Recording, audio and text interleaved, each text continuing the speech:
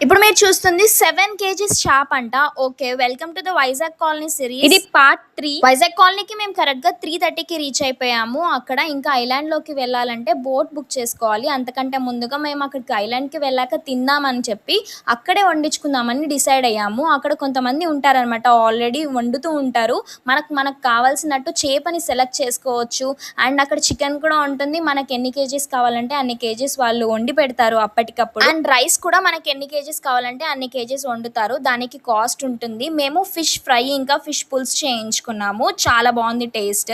And different members ఉంటారు. నచ్చిన చోట వండించుకోవచ్చు. మాకు కావాల్సిన ఫుడ్ ఇంకా ఒక వాటర్ క్యాన్ అన్ని మేము ఐలాండ్ కి బోట్ లో స్టార్ట్ అయిపోయాము. మేము బోట్ లో స్టార్ట్ అయ్యే టైం వచ్చేసి ఒక 5:30 అలా అవుతుంది అనమాట.